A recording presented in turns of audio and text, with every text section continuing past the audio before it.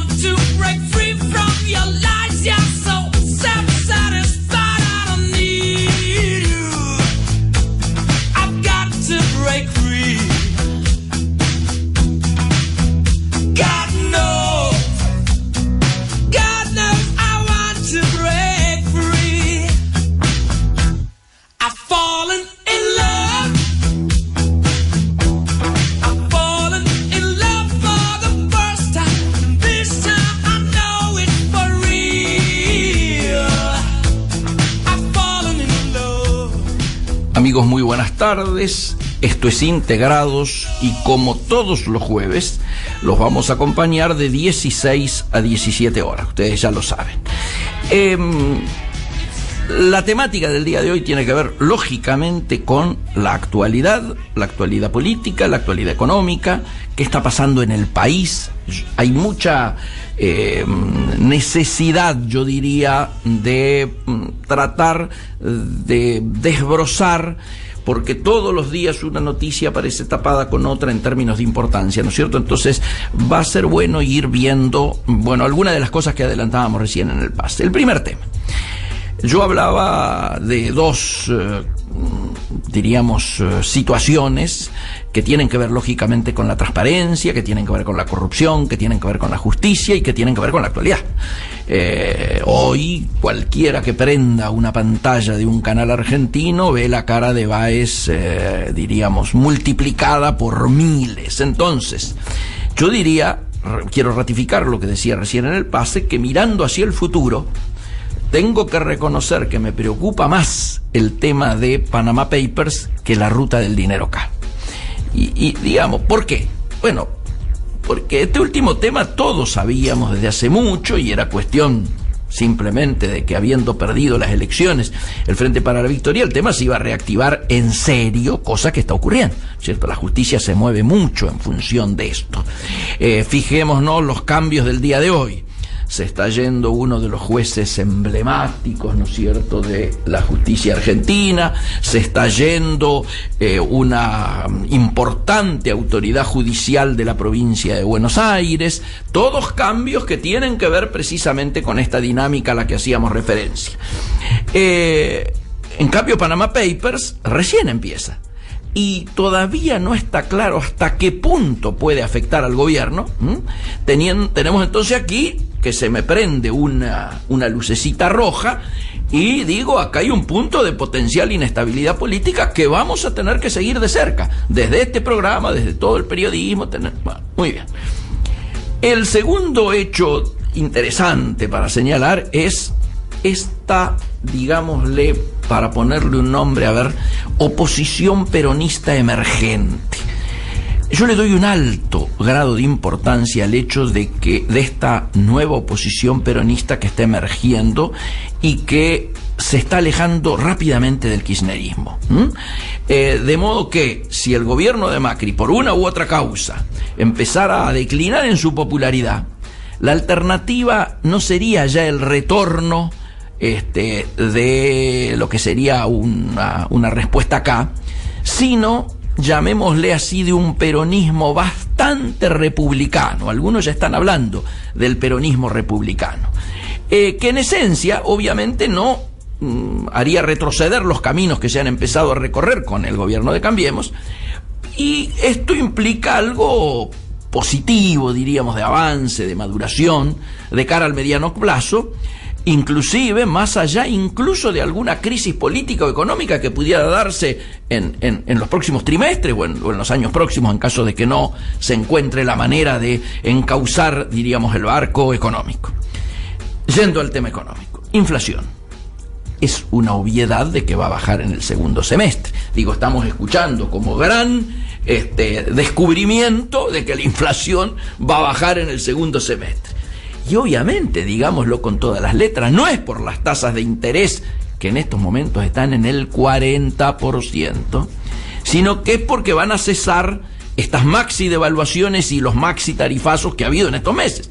Entonces, ¿qué estamos pensando? Y estamos pensando que va a haber un aterrizaje de tasas entre el 1,5% y 2% mensuales para la segunda mitad del año. Yo creo que va a ser más cerca de 2%, porque creo que la inercia de los temas inflacionarios es más difícil de frenar. Si todo anduviera más o menos bastante bien, probablemente para todo el 2016 el índice de precios termine rondando un 36%, una cosa así, yo creo. Si me apuran un poco, dirías más cerca del 40%. Y hay que reconocer que el riesgo es que esta cifra empeore y no de que mejore. O sea, ojalá sea menos. Lo que sí está claro, que no se va a poder cumplir esa meta de 20 o 25 que se había dicho. Estamos mínimo 10 puntos más. La política cambiaria elegida, a mi juicio, es un foco de inestabilidad innecesario. ¿Por qué? Este tema da para mucha discusión, ustedes saben, lo hemos hablado aquí, los fundamentalistas, los gradualistas, los de shock, los más ortodoxos, los más keynesianos, depende, ¿no es cierto? Ha habido todo un debate, ¿no es cierto? Y obviamente excede las posibilidades de volver a repetir toda esta discusión en este espacio, pero desde lo que yo estoy viendo, la política cambiaria elegida no es la que mejor ayuda a bajar la inflación de manera sostenida. Puede servir para shock, para anclar a partir del dólar, anclar, ¿no es cierto? A partir de las tasas, anclar el dólar. El gobierno elegido, esta situación de, llamémosle, flotación cuasi limpia. ¿Y esta política qué genera? Genera mucha incertidumbre cambiaria, mucha volatilidad, muy altas tasas de interés, costos en materia de inactividad, en materia fiscales, cuasi fiscales, que a nuestro juicio pone en riesgo la dinámica macroeconómica innecesariamente. ¿Por qué lo decimos? Ya lo hemos hablado. Si las tasas están altas, obviamente esto implica que el crédito a las pymes, olvídense. Es decir, se cae el financiamiento pyme. Hoy creo que alguno de los diarios trae la magnitud de la caída del crédito para las pymes, o para el sector productivo y las pymes, que es fantástica. Y obviamente, mientras las tasas sigan siendo estas, desde ya que hay que olvidarse del crédito. Lo que aparece así en el horizonte inmediato, de cara al segundo semestre, es que podría transformarse en un factor crucial un posible blanqueo.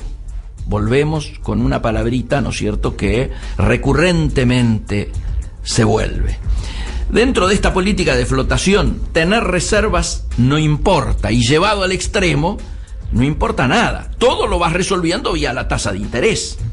Claro, de hecho el Banco Central dijo que le gustaría que los 8.500 millones de encaje se prestaran y no estuvieran en el banco.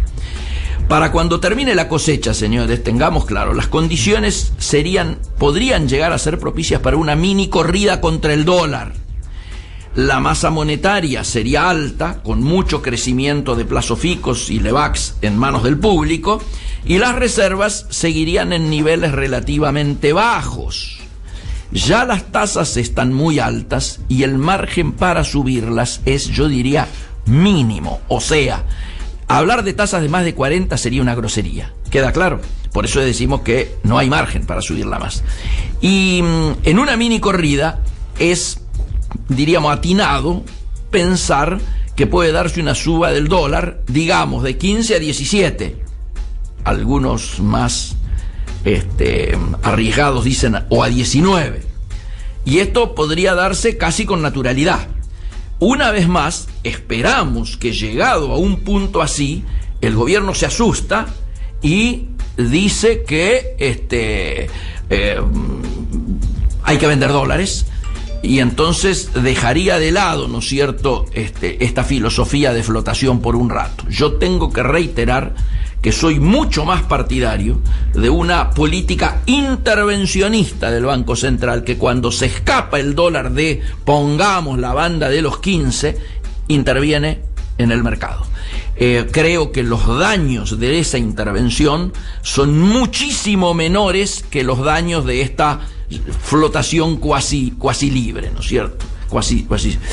Y contar con una masa grande de dólares provenientes de el preanunciado blanqueo podría llegar a ser un alivio para moderar las expectativas, ¿no es cierto?, y evitar que una corrida se espiralizara, ¿no es cierto?, ante la amenaza de que el Banco Central puede tener muchos dólares para enfrentarla más allá, diríamos, de cuestiones filosóficas, digámoslo así, ¿no?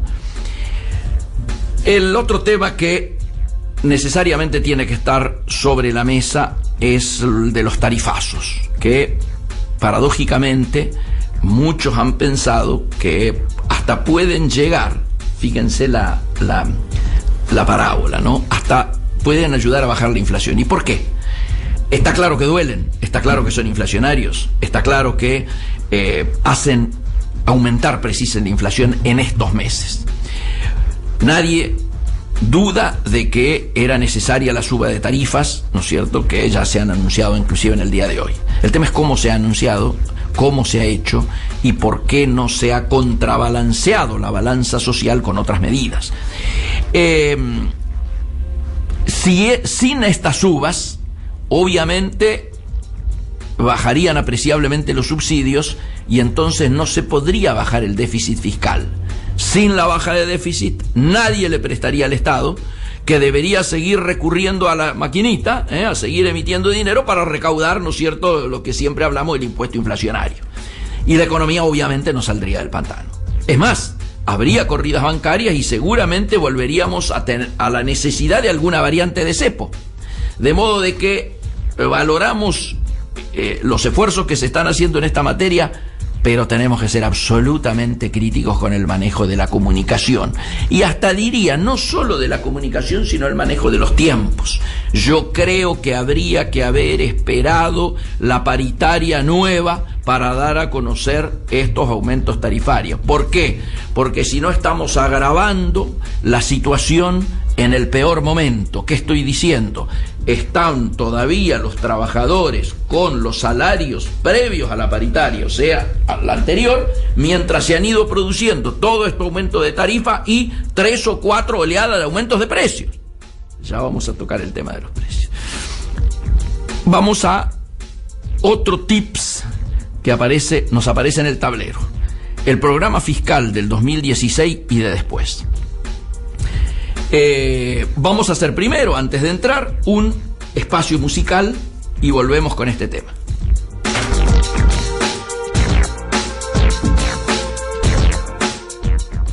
Emiliano Gali y Florencia Carbone suman calado a tu agenda. Trade On, el superávit en estado puro. De lunes a viernes a las 10 en Trade, periodismo de carga. Somos lo que fuimos. Un intento por comprender la Argentina, con la conducción de Rosario Lufrano, premiado con el oro como mejor documental histórico en el New York Festivals. Todos los viernes a las 16 por Trade. Estás donde elegís estar.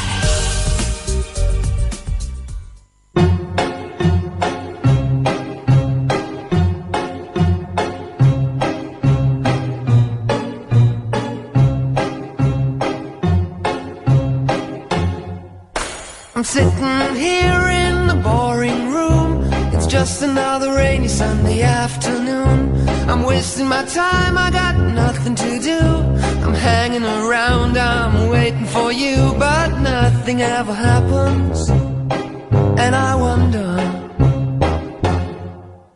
I'm driving around in my car, I'm driving too fast, I'm driving too far. I'd like to change my point of view. I feel so lonely, I'm waiting for you, but nothing ever happens, and I wonder how, I wonder why. Yesterday you told me about the blue, blue sky, and all that I can see is just a yellow lemon tree. I'm turning my head up and down, I'm turning, turning, turning, turning, turning around, and all that I can see is just another lemon tree. Sing, da, da, da, da.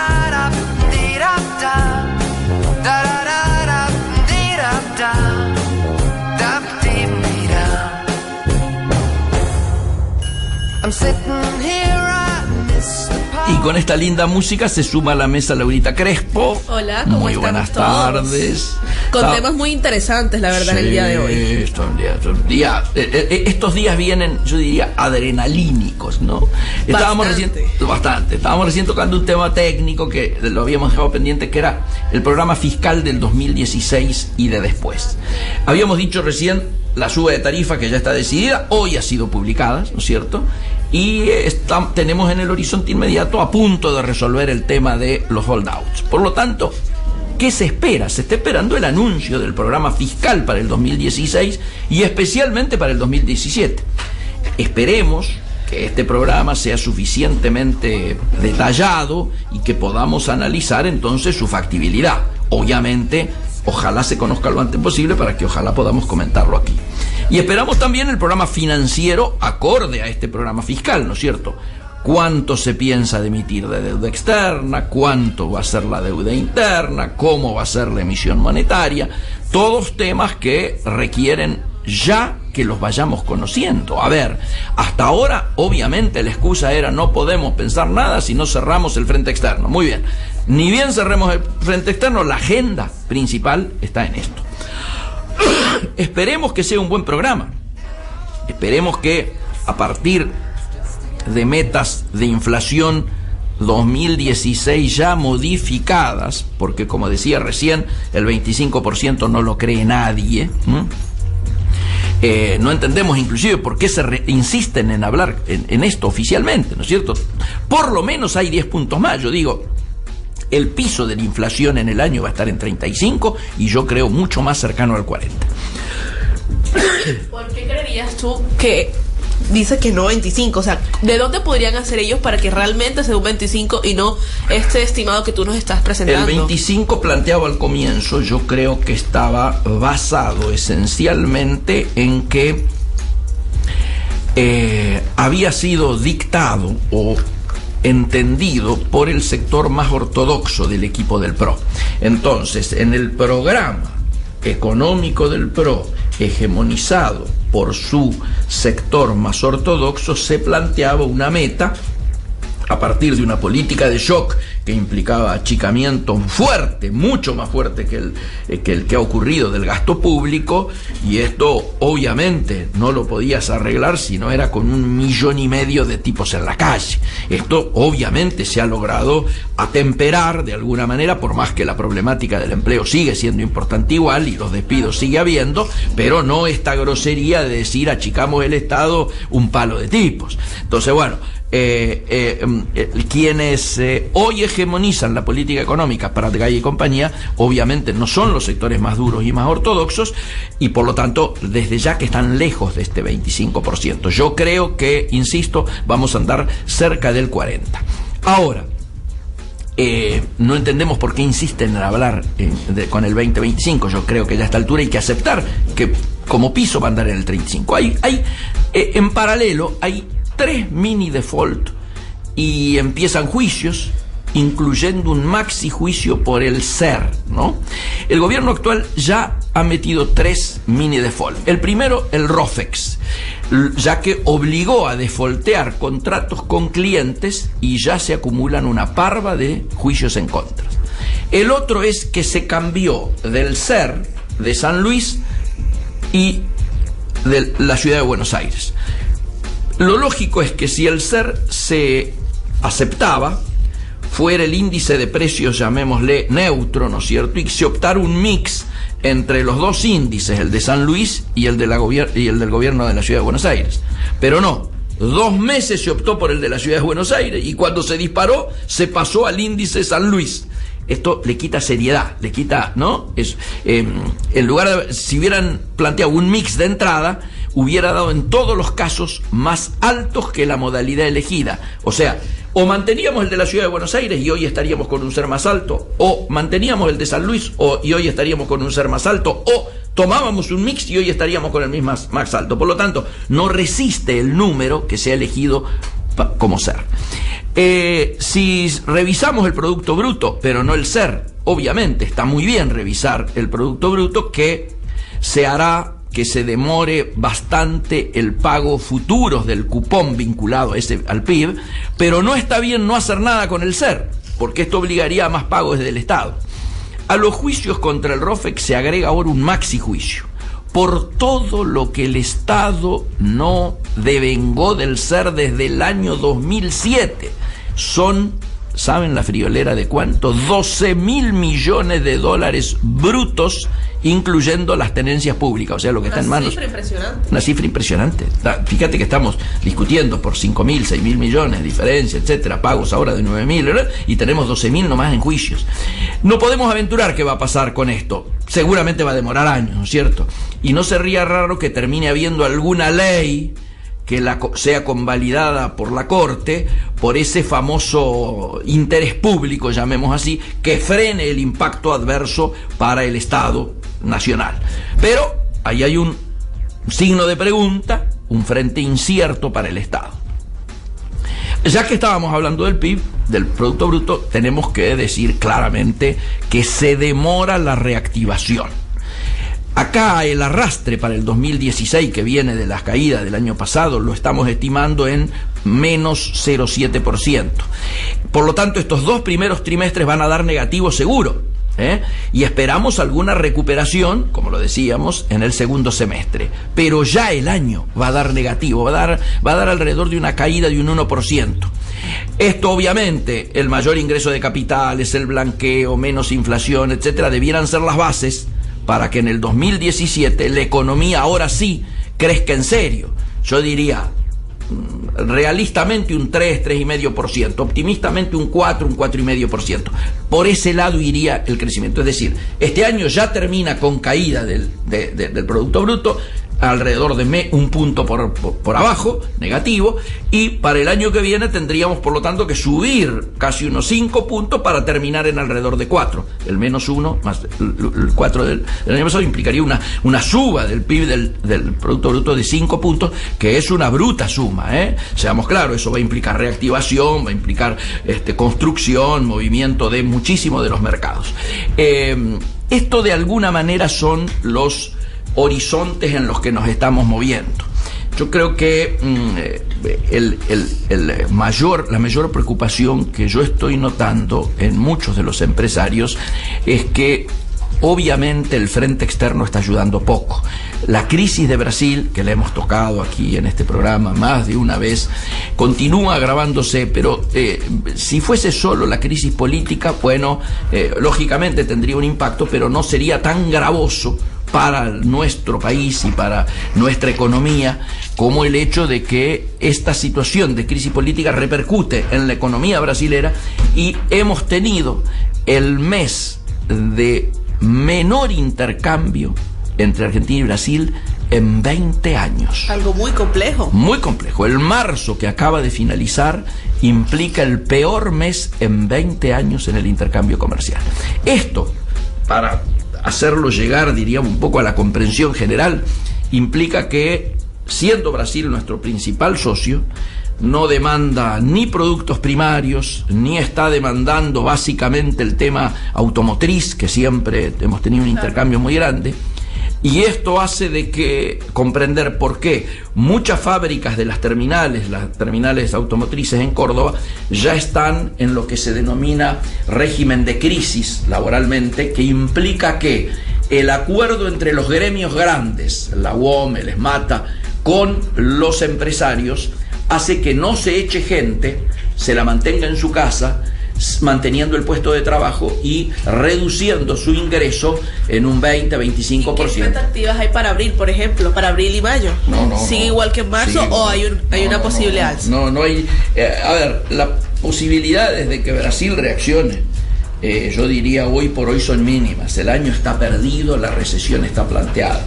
Esto no implica que Argentina tenga que decir el año también está perdido para nosotros. Tiene que buscar otro tipo de oportunidades. Por supuesto. Que Brasil esté en crisis no significa que no se le pueda vender. ¿Por qué? Porque todavía Brasil, en su gran demanda que necesita para su actividad, ¿no es cierto?, interior, nosotros tenemos un 10%, menos de un 10% nos compra a nosotros. O sea que hay una ancha franja todavía para crecer. Obviamente la crisis no nos ayuda. Y como te decía recién... ¿Y hacia dónde se podría crecer? ¿Hacia qué lugares dirías tú? Se puede crecer con algún tipo de oportunidades. Hay mucha gente que está planteando, bueno, empieza a haber inversiones brasileras en Argentina, de gente que se va de Brasil, inversiones que se van de Brasil y que vienen para acá, para lo cual hay que equilibrar un poco la cancha, es decir, dar algún tipo de las facilidades económicas que da Brasil para la instalación, ¿no es cierto?, de las empresas. Bueno, este tipo de cosas, ir igualando muchas de las legislaciones y sobre todo ir ayudando a que la política, yo diría, crediticia de Brasil y de Argentina sean homogéneas. Esto implica un esfuerzo muy grande por el lado argentino, pero también implica de que muchos empresarios argentinos también se están instalando en Brasil o están abriendo. ¿Por qué? Porque quieren gozar de ese tema crediticio que Brasil tiene a través del BNDES, o sea, el Banco Nacional de Desarrollo Brasilero, que tiene créditos mucho más blandos, ¿no es cierto?, que en la Argentina, y que obviamente generan oportunidades importantes. Nosotros tenemos que ir, habiendo logrado competitividad desde el punto de vista de tipo cambiario, tenemos que ir a tratar de desplazar otras compras que Brasil hace en otros mercados y tratar de ganarlas nosotros. Igualmente, te decía que las terminales tienen este arreglo de crisis y donde más se está pegando es en el primer y segundo cordón industrial de Córdoba, donde los autopartistas, los que son proveedores de las terminales, ahí sí están echando gente. ¿Qué situación están buscando? Están diciendo, se han dado cuenta de que el tema de automotriz no va a reaccionar con la velocidad que ellos necesitarían para mantener las fuentes laborales, y entonces están viendo otros mercados. Es decir, un tipo que hoy hace autopartes tal vez pueda adaptar con algún grado de velocidad en insumos para la industria petrolera, y han viajado a Bolivia, donde están por largarse inversiones petroleras importantes, a ver si pueden hacer algún tipo de acuerdo y comenzar a exportar, no lo mismo que antes exportaban a Brasil, pero sí algo interesante, alguna cosa nueva, ¿no es cierto?, vinculado a la industria petrolera de Bolivia. Fíjate vos cómo la creatividad de los empresarios, particularmente los pymes, que son en este caso, ¿no es cierto?, hace de que con un nivel de adaptación muy rápida digan, no me puedo quedar de brazos cruzados esperando que Brasil reaccione, porque cuando Brasil reaccione yo le voy a estar muerto. O sea, mi empresa le va a estar muerto. Entonces salen a buscar en la región, aprovechando el tema Mercosur, algunas otras alternativas, como es esta que ha aparecido, este nicho de la empresa petrolera en Bolivia. Vamos a un temita musical y volvemos enseguida.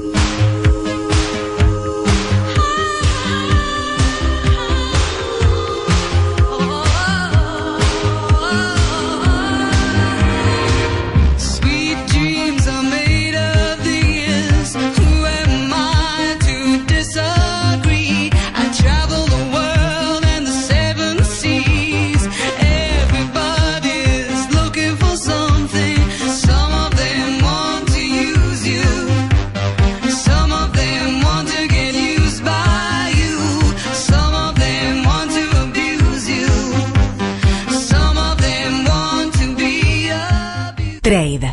Espacio publicitario. Según algunas fuentes, la idea original surgió mientras estaba desarrollando un servicio de radio online, una red que permite enviar mensajes de texto plano de corta longitud llamados tweets. Un mundo en el que podés expresarte y contarnos qué opinás. Somos @Trade Radio FM. Trade. Periodismo de carga. Baxa, terminal portuaria. Miembro del Hutchison Ports, líder mundial en inversión, desarrollo y operación de puertos, con presencia en Asia, Américas, Australasia, Europa, Medio Oriente y África. Buenos Aires Container Terminal Service, Sociedad Anónima. Baxa, 21 años al servicio del comercio exterior argentino. Entrevistas, lanzamientos, moda, espectáculos, gastronomía. Un magazine semanal con aroma y textura propios. Backstage. Con la conducción de Pía Marcollese. Los martes a las 17 en Trade. Fin espacio publicitario.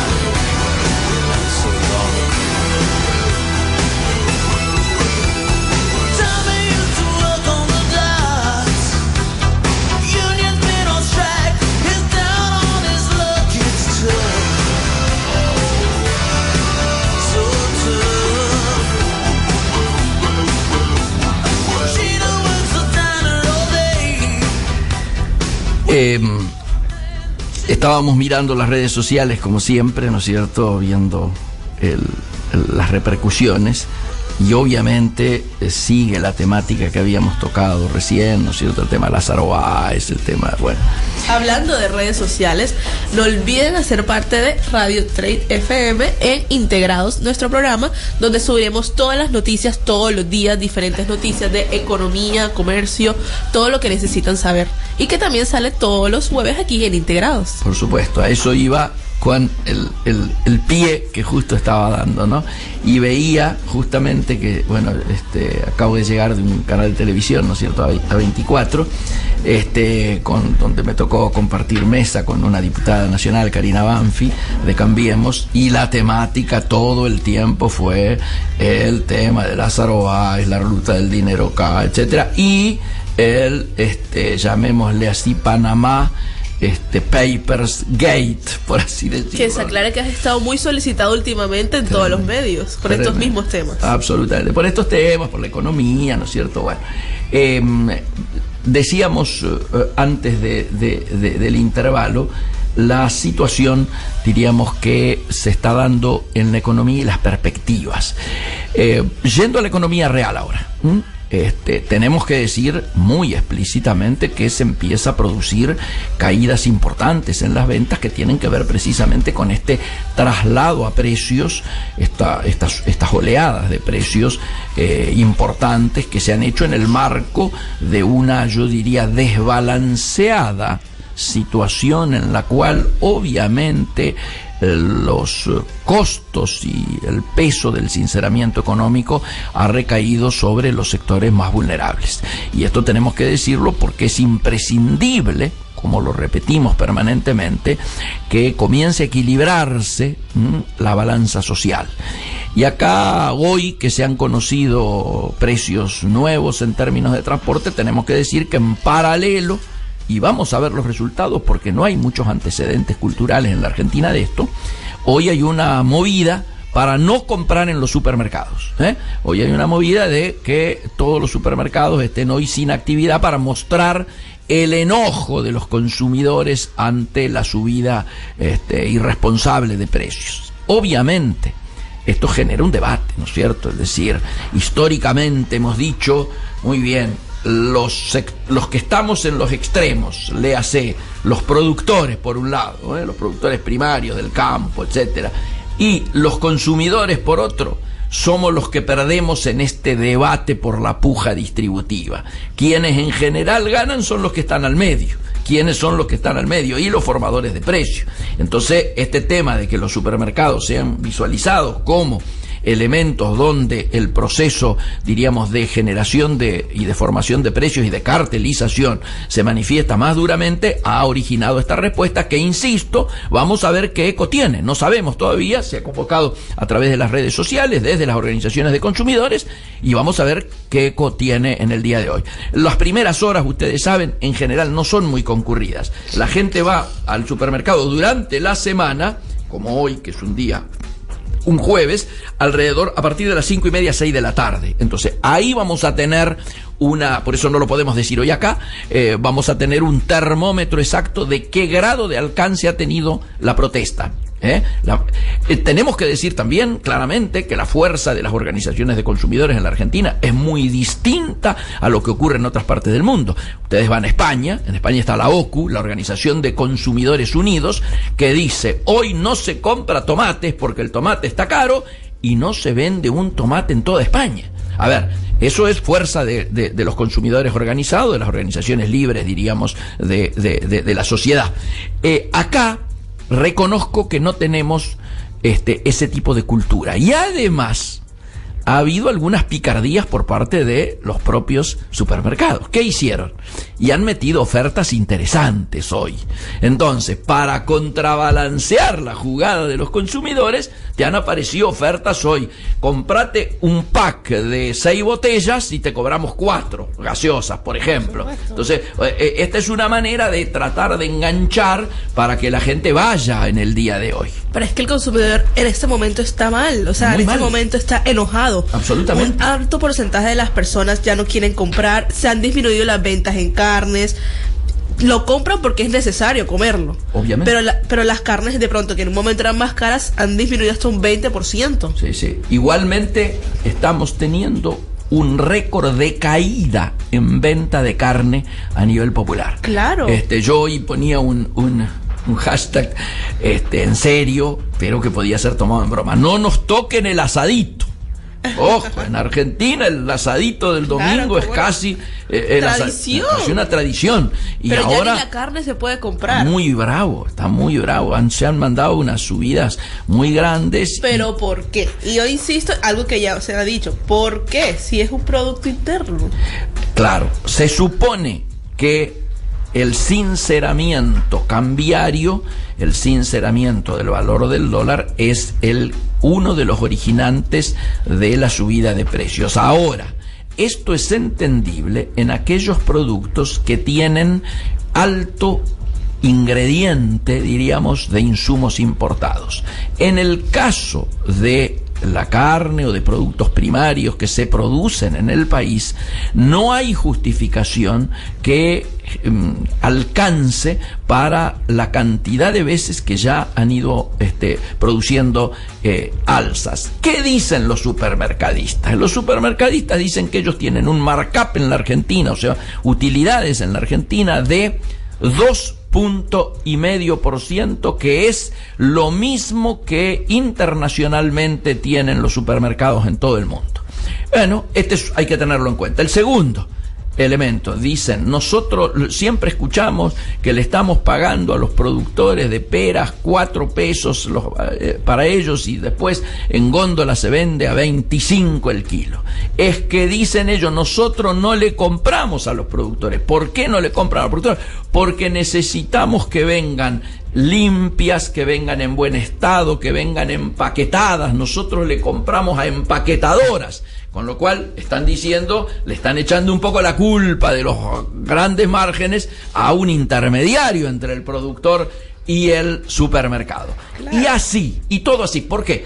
Dicen, y por todo ejemplo, es una cadena. Todo es una cadena. Hoy escuchaba a un responsable de una de las cámaras que agrupan los supermercados diciendo: el peso del salario ha subido mucho y hoy representa el 17% de cada ticket. yo decía, a la pucha, si el salario solamente representa el salario de los trabajadores de los supermercados, el 17%, hay una ancha margen ahí que evidentemente va para otras cosas. ¿Y cuáles son esas otras cosas? Quiero decir antes que nada que las 4 o 5 cadenas de supermercados más importantes del país son las que dan trabajo a más de 20.000 empleados. 4 de ellas han superado los 20.000, la quinta está acercándose rápidamente a los 20.000, todos sabemos de cuáles estamos hablando. ¿Y a qué otra cosa se le echa la culpa? Y obviamente se le echa la culpa a la logística. Si han aumentado las naftas, si han aumentado los peajes, si han aumentado los elementos de costos que hacen que hoy el transporte sea más caro que meses atrás, esto se traduce a precios necesariamente, esto se traduce en que los costos para los supermercados son mayores. Fíjense ustedes lo que está ocurriendo ahora. Toda la producción de las zonas que está, y la producción y la venta de productos finales que está bajo el agua, solamente se puede hacer a través de tren, porque los camiones no pueden entrar por las zonas inundadas. Claro. Pero esto hace también de que los camiones que logran entrar, obviamente te cobren más. ¿Por qué? Porque te dicen, tenemos que atravesar caminos rurales que están en mal estado, y esto origina que te cobran más. Tenemos que hacer rutas alternativas, porque hay muchas rutas cortadas, entonces esto tiene que se incluye más. Todo genera o se vuelca a que al final el consumidor termine pagando más. Me parece que además estaría faltando, y esto lo hemos hablado no una vez, lo hemos hablado muchas veces, todo esto hay que resolverlo en una mesa de concertación. La puja distributiva que sabíamos que se iba a manifestar crudamente en toda esta primera parte de gobierno, lógicamente tendría que haberse montado un acuerdo político, económico y social que hubiera permitido canalizar de manera más civilizada esta puja distributiva, evitando la espiralización inflacionaria que todos sabíamos que iba a ocurrir si no se tomaban medidas complementarias. Si no se tomaban medidas. Pero ha sido de una manera bastante fuerte. Ha entrado muy fuerte, y por eso digamos que las personas están muy enojadas, han estado haciendo huelgas. Y la pregunta es, ¿había necesidad de hacerlo tan Esa es mi pregunta. brutalmente, diríamos? Bueno, yo conozco muchos economistas que están inclusive con el gobierno, que dicen que primero debió haberse dado el aumento de la asignación universal, se debió haber cambiado las escalas de impuesto a las ganancias, debió haber habido algún tiro para el lado de la justicia, como decimos en el barrio, y no esta sensación donde parecería que los únicos beneficiados han sido los poderosos, diríamos, y entonces como se va generando una imagen de que acá se gobierna para los ricos. Y esto tiene un costo político que a 3 meses de gobierno es muy fuerte. Y el problema es que estamos en un país en el que realmente son muy de izquierda, son muy de... No, más bien de salir a decir, yo estoy pasando esto, ¿qué está pasando? Sí, claro, se da muchas marchas, se dan muchas cosas. Sin duda, sin duda. Hacemos el último intervalo y volvemos con nuestro último bloque.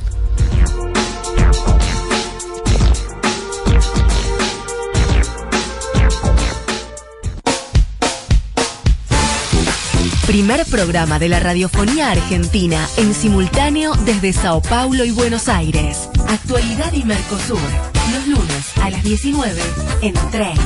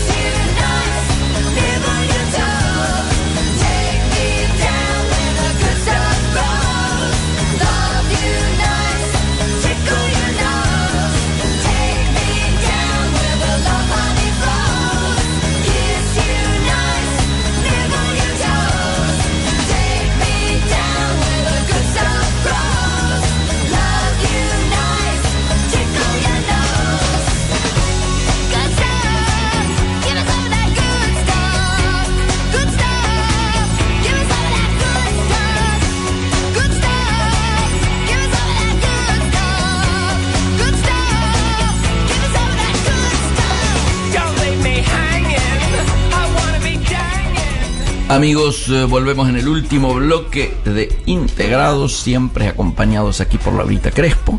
Recuerden las redes sociales de Facebook Integrados, donde pueden hacer todas las preguntas que quieran, proponer temas, que todos van a ser resueltos aquí en Integrados y también, por supuesto, por nuestra fanpage.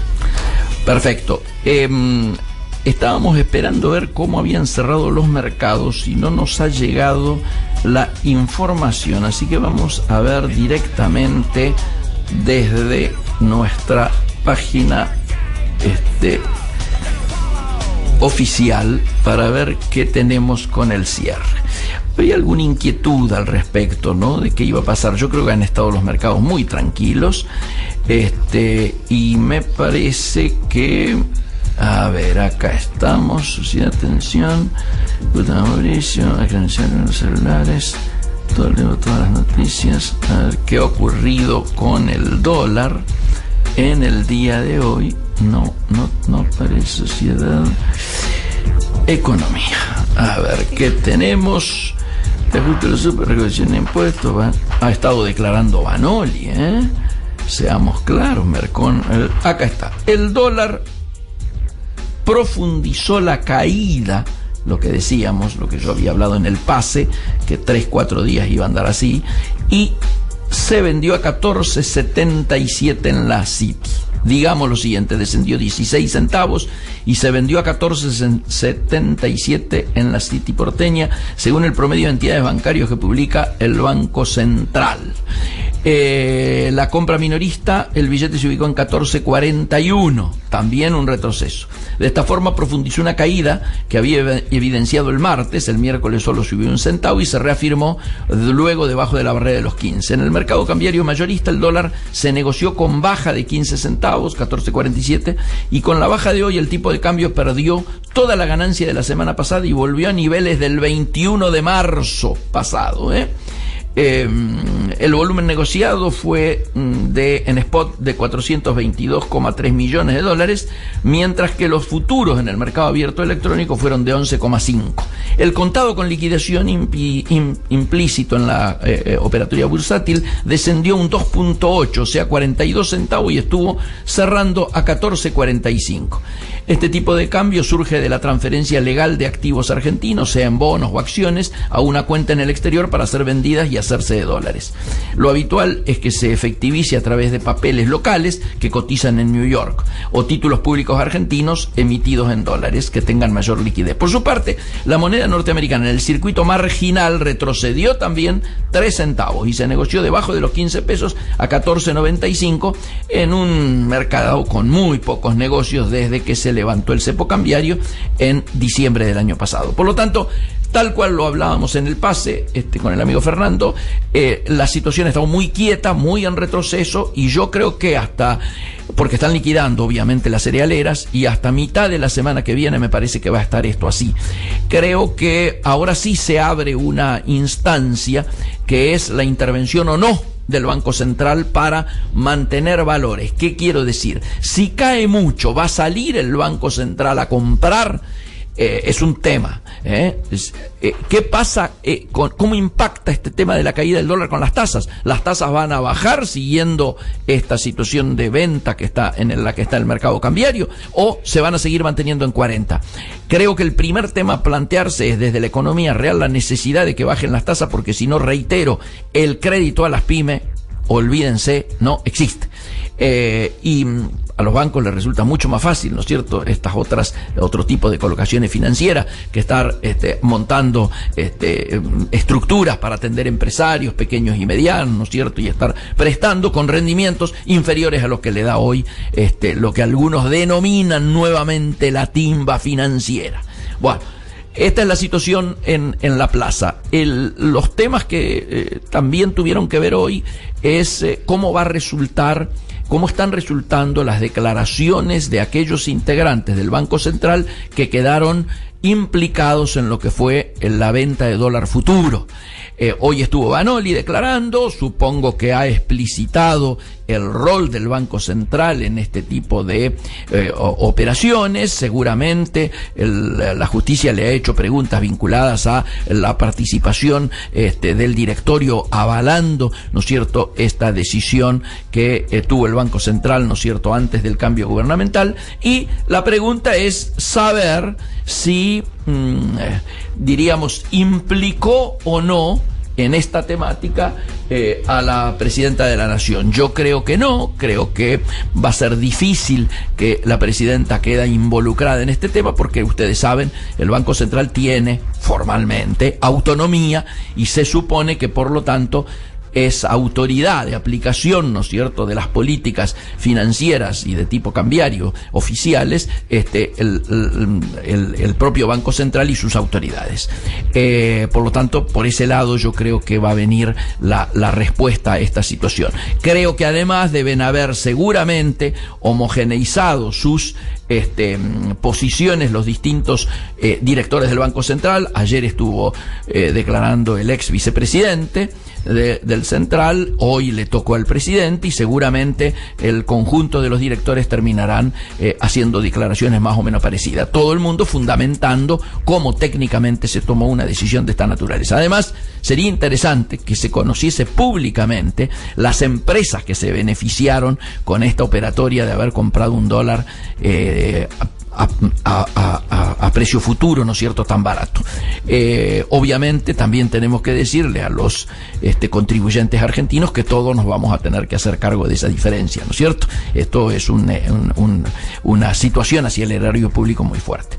El otro tema que estamos monitoreando con mucha fuerza es ver si existe algunos programas específicos que tiendan a reactivar determinados mercados. Se habla de que, visto el enfriamiento y la debilidad del mercado externo para el tema automotriz, habría un plan que el gobierno nacional lanzaría para incentivar la venta de autos en el mercado interno, es decir, compensar las exportaciones que teníamos de autos con el mercado interno.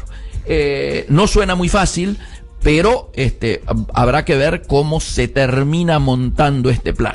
Parece que donde ha empezado a haber algún tipo de reacción es en el mercado inmobiliario, y se habrían empezado a mover algún tipo de departamento en algún tipo de zonas.